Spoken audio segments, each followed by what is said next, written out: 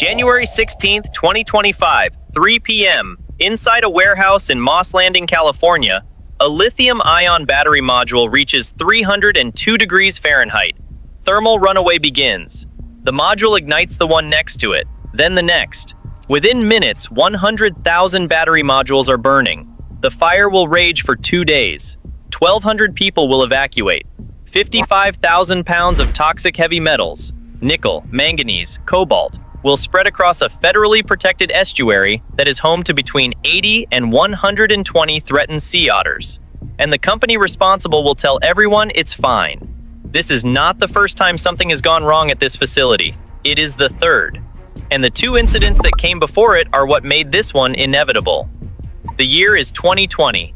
Vistra Energy completes construction on the Moss Landing Gateway Energy Storage Facility. 750 megawatts.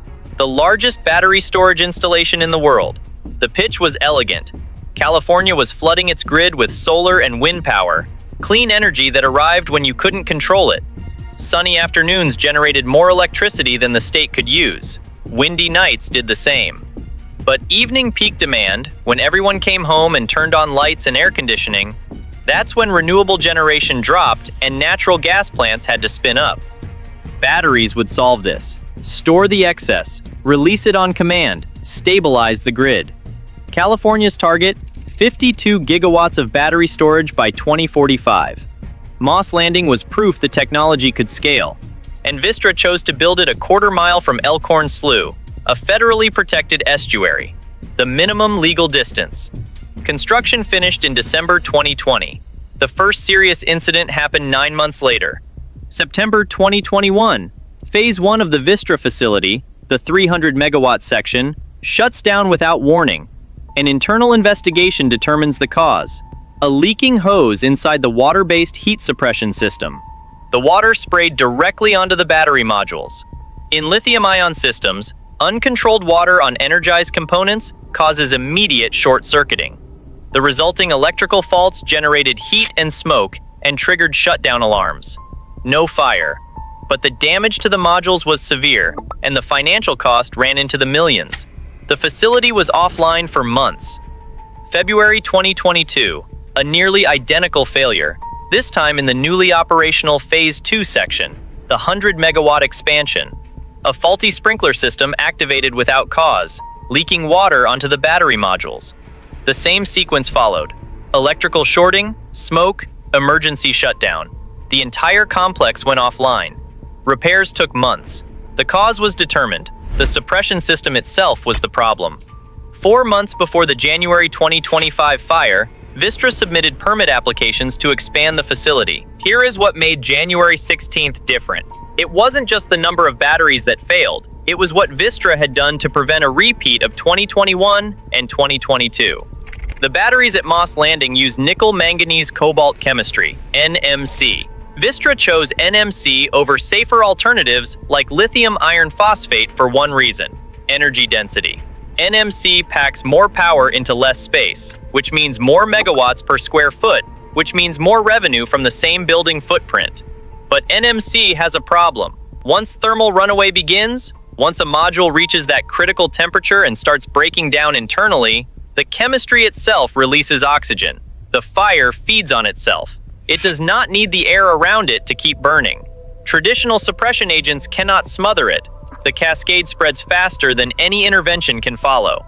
For context, lithium iron phosphate batteries don't do this. They're more stable, harder to ignite, safer to extinguish, but they're bulkier, lower energy density. Vistra wanted maximum capacity in minimum space. They chose NMC. Then they stacked them, 2 containers high, indoors, in a single building.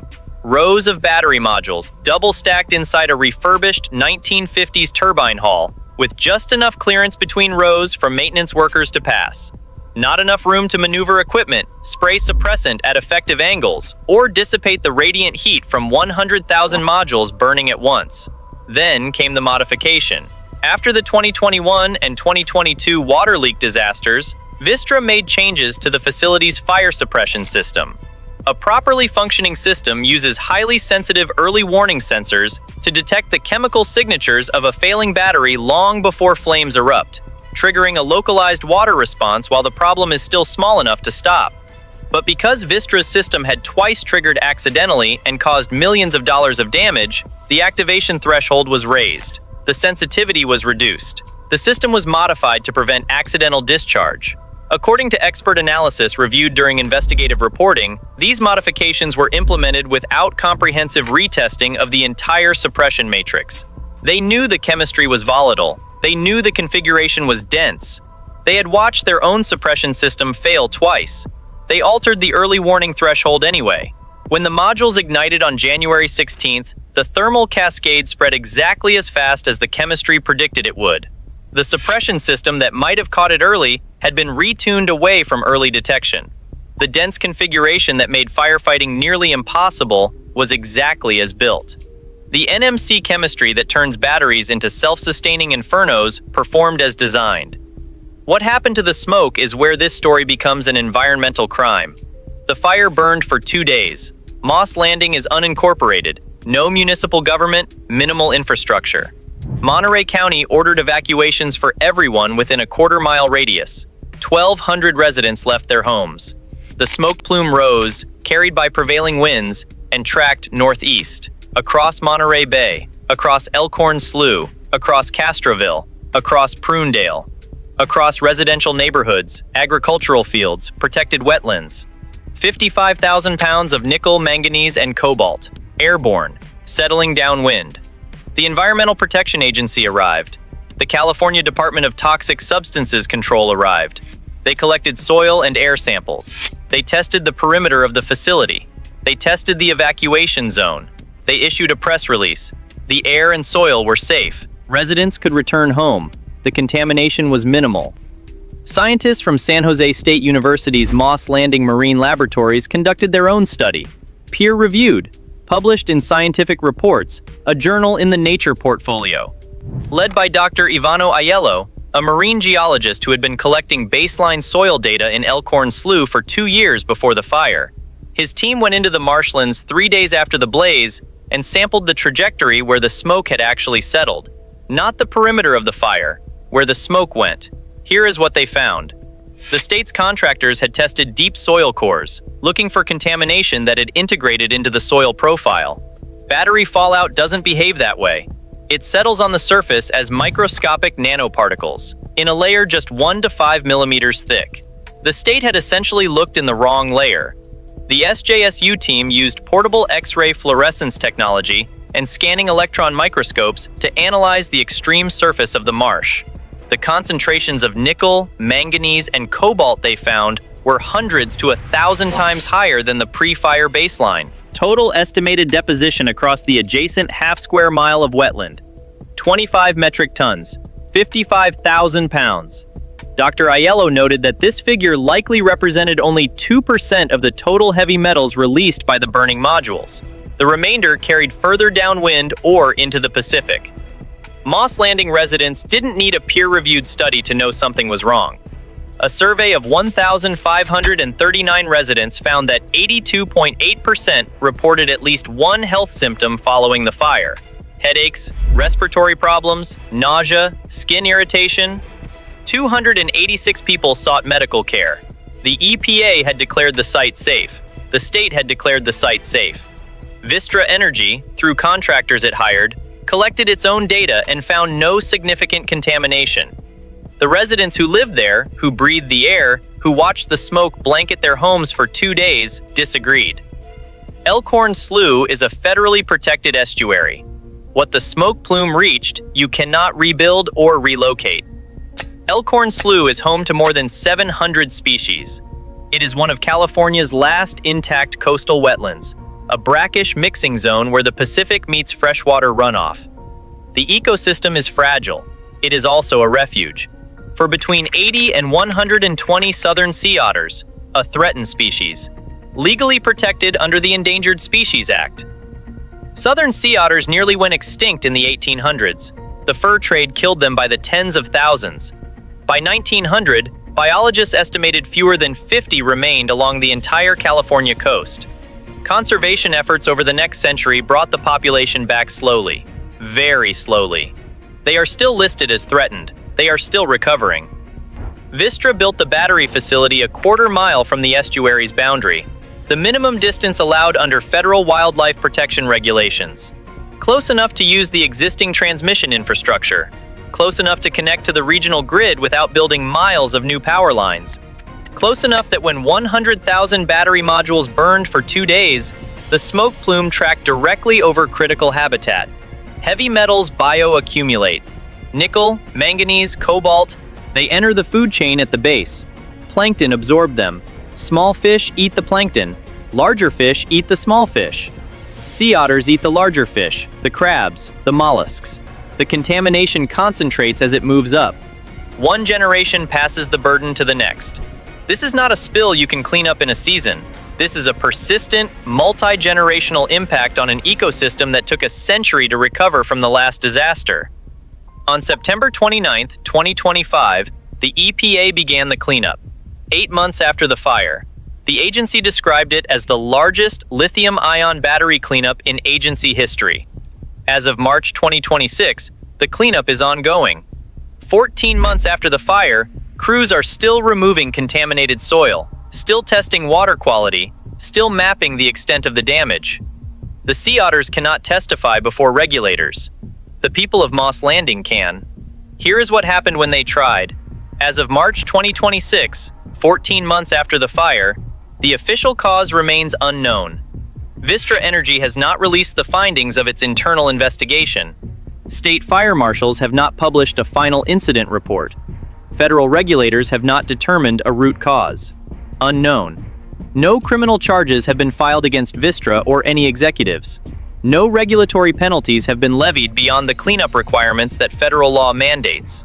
The company continues to operate the Moss Landing facility. The California legislature responded with Senate Bill 283, signed into law in October 2025. The law requires battery storage facilities to formally consult with local fire authorities before opening, mandates pre-operation safety inspections by state or local fire marshals paid for by the developer, and updates fire codes to comply with national safety standards. It does not ban high-risk battery chemistries like NMC.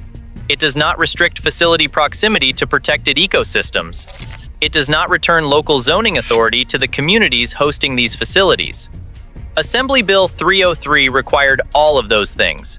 Strict setbacks of 3,200 feet from schools, hospitals, and residential communities. Bans on siting battery facilities in wetlands and coastal zones. Removal of the state fast-track permitting program that allows developers to bypass local land use decisions. Assembly Bill 303 was killed in committee before it reached a floor vote.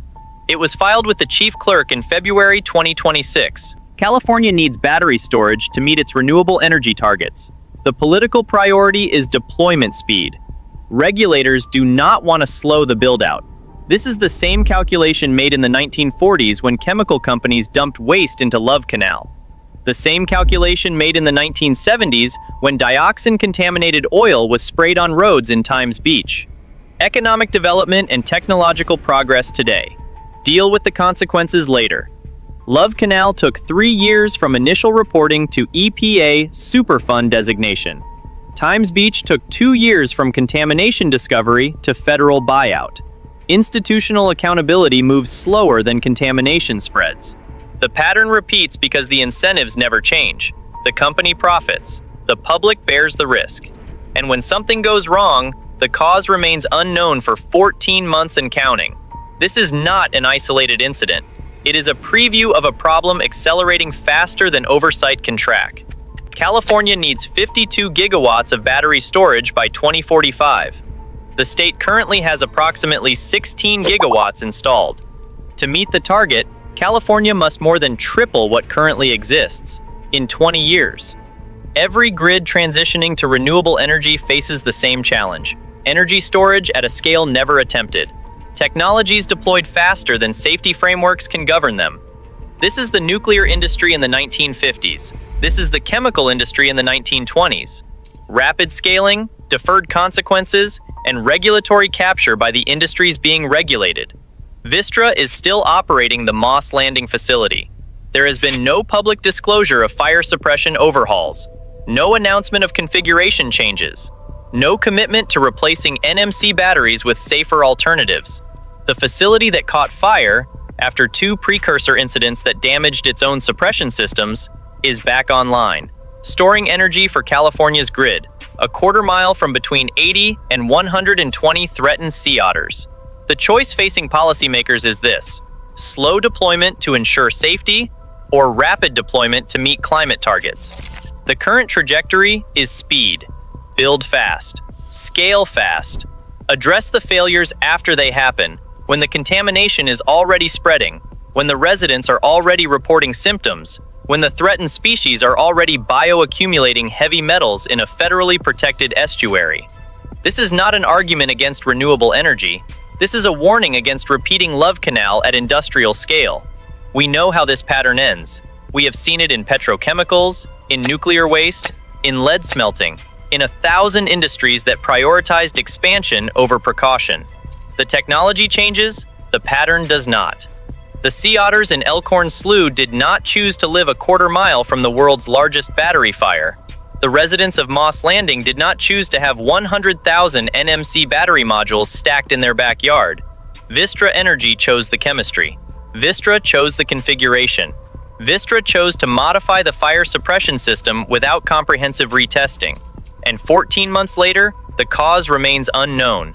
No one has faced charges, and the facility is back online. If you want to see how this pattern has played out before, I covered the Love Canal disaster and the EPA Superfund program in a previous video. I'll link that below. And if you know of other stories like this, places where industrial expansion collided with environmental protection and the consequences were deferred, leave them in the comments. There are more stories than I can cover alone. Thanks for watching. Don't forget to hit the subscribe button in the middle for more corporate negligence, environmental health disasters, and abandonment stories from across America and beyond. Then click the video on the left to watch similar stories, like this. Or if you really want to get stuck in, click the playlist on the right. New videos every Saturday, Sunday, and Monday. I'll see you in the next video.